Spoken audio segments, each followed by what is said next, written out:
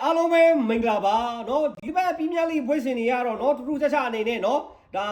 ါမိအေးနခါနာဖြစ်သွားရတဲ့အာဆင်နယ်ဆိုတဲ့ခေါင်းစဉ်အောက်မှာကျွန်တော်တို့နော်အနေငယ်ဘလုံးပွဲကြောင်းလေးဆွေးနွေးကြမယ်နော်ကျွန်တော် ball chip break တတ်တော့ရေဆိုတော့ကဟုတ်ပါတယ်နော်အာဆင်နယ်တို့ကတော့နော်စနေနေ့နာတာအစောပိုင်းမှာကန်တော့ရတယ်နော်ဒါဘုံပေါင်းတဲ့ပွဲမှာသူတို့ရဲ့အမရိကွင်းကြီးမှာကွာနော်အနိုင်တုံးမိုက်ရဖို့အခွင့်ရေးအပိဝကွာတရားရခိုင်တော့တိတ်ချတယ်နော်ဒါဘုံမောက်လို့အတင်းမျိုးကွာကိုအိမ်ကွင်းမှာစိတ်ကြိုက်ချေလေလို့ရတဲ့အနေထားမှာနော်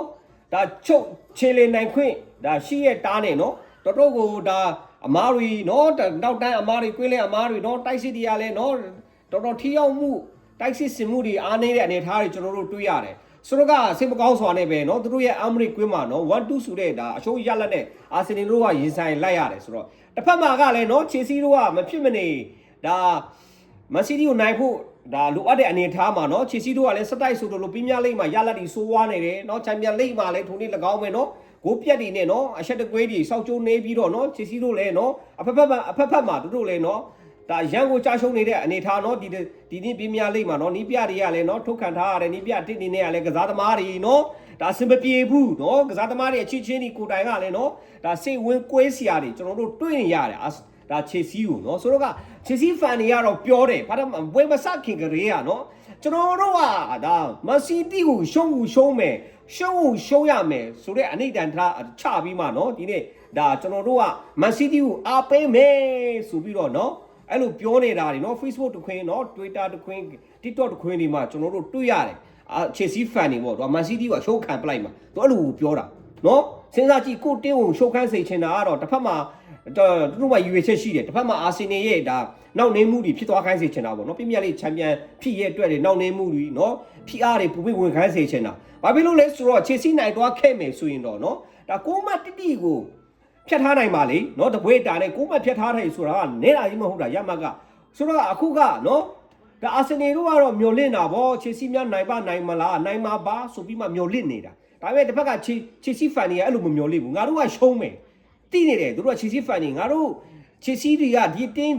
ကဒီအနေထားဒီစိတ်သက်အနေထားနေတော့ဘလို့ကန်နော်မန်စီးတီးကိုရှုံးမှာပဲဆိုတာသူတို့ကပွဲမစခင်တွေကတိနေတာဒါပေမဲ့မတိတေးတာကအာဆင်နယ်ဖန်နေမျိုးလေးတကြီးနဲ့ဒါချီစီကိုကြိတ်ပြီးအားပေးနေတယ်ပထမပိုင်းလုံးကတော့ဒါချီအာဆင်နယ်တို့တော့ကတော့အရန်ကိုအတက်ကျိန်တဲ့ဆရာကြီးတွေတွေ့နေရတယ်နော်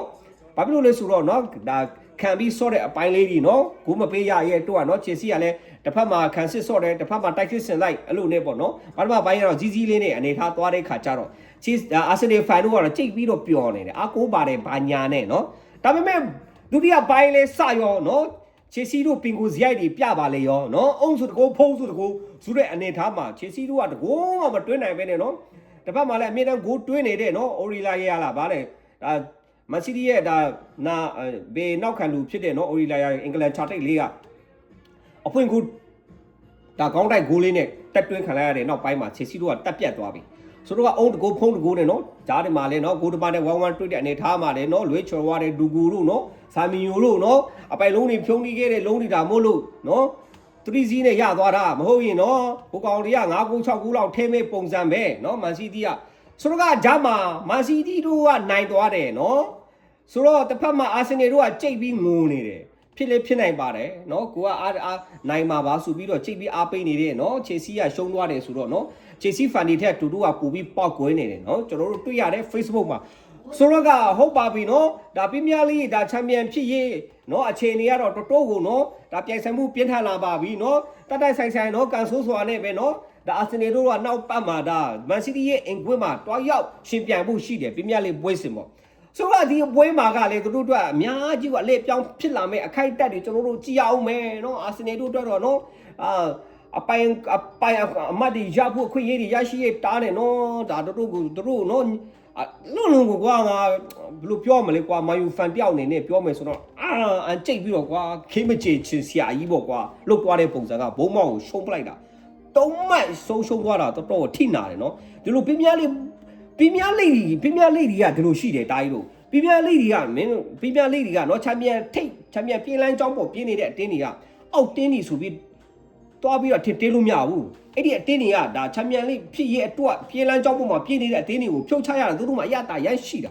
နော်မနေ့ပြန်မှာဖလားကန်ရတော့မယ်ဟေးဆိုတဲ့တင်းတွေကိုပူစုသူတို့ကပိတ်ပြီးကန်တာနော်အဲ့ဒါအာစီဒီမှာထုတ်ပြီးကန်တာအဲ့ဒီအတင်းငယ်တွေကဘာဖြစ်လို့လဲဆိုတော့သူတို့ရဲ့ပွဲသူတို့အိမ်ကွင်းတွေမှာသူတို့နဲ့ကန်နေတဲ့ပွဲတွေမှာချန်ပီယံဖြစ်သွားပြီးအောင်ပွဲခံတာတွေသူတို့မလို့ချင်းဘူးအဲ့လိုမျိုးတွေသူတို့မလို့ချင်းဘူးဒါကြောင့်မို့သူတို့ရဲ့ဂုံတိတ်ခါပိုင်းအရာရောသူတို့ကစွဲကုန်စူးစားပြီးကန်လာတာဒီလိုနေထားမှာအာဆင်နယ်တို့တော့အငိုက်မိသွားပုံရတယ်နော်ဘုံပေါင်းတဲ့ပွဲမှာသူတို့ကတစ်ဖက်ကလည်းမန်စီးတီးကလည်းစတိုက်ဆိုလို့နော် FA တို့မှာရောတစ်ဖက်ကဒီဒါကာရာဘောဖလားမှာလည်းနော်ဒါအာဆင်နယ်ကိုတိတ်ပြီးဖလားလေးယူပြထားတယ်ဆိုတော့ကြည့်ရတာအကွာတီယူလာကဒီနေ့ကတော့အင်္ဂလန်မှာရှိသမျှဖလားတွေအကုန်တိတ်ကျုံမဲ့ပုံစံပဲ FA ကလည်းသူတိတ်ကျုံမဲ့တစ်ဖက်ကပရီးမီးယားလိဂ်ကလည်းအနေထားတစ်ခုကလည်းသူရောက်နေပြီဒါအာဒီတာတို့ကတော့နော်တစ်ဖက်မှာဒါဘွေးချက်ကာလာအနေနဲ့ဒါဂျာမာချန်ပီယံလိဂ်ဘွေးစင်စပိုတင်းကိုတို့အမေရိကွင်းကြီးမှာရှင်ပြန်ကစားရဖို့ရှိတယ်ဆိုတော့က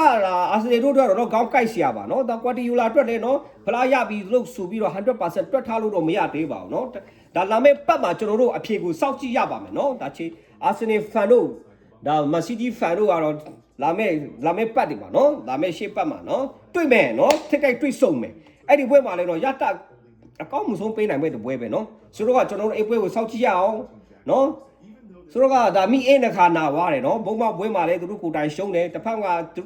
သူတို့နိုင်မယ်ဆိုပြီးကြိတ်အားပေးနေတဲ့သူတို့ရဲ့မြို့ခိုင်ပိုင်ပြက်ဖြစ်တဲ့ Chelsea ကလေနော်မန်စီးတီးကိုဘလို့မှမရှင်နိုင်ပဲနဲ့3-0ဆိုတဲ့ရလန်းတွေကိုရှုံးသွားတဲ့အတွက်အာဆင်နယ်တို့ကတော့ဒီတစ်ပတ်မှာမိအင်းတစ်ခါနာအဲ့လိုဖြစ်သွားပြီ